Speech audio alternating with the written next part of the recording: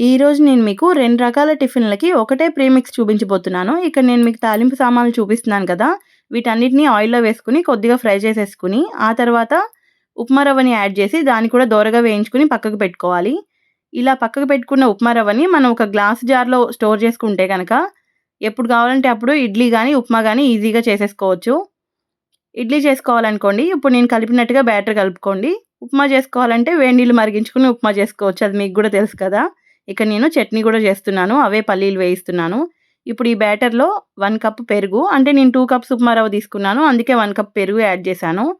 తర్వాత మీ టేస్ట్‌కి సరిపడా సాల్ట్, కొంచెం బేకింగ్ సోడా యాడ్ చేసి, కొద్దిగా వాటర్ కూడా పోసి, మీకు కావాల్సిన కన్సిస్టెన్సీలో బ్యాటర్‌ని ప్రిపేర్ చేసుకోండి.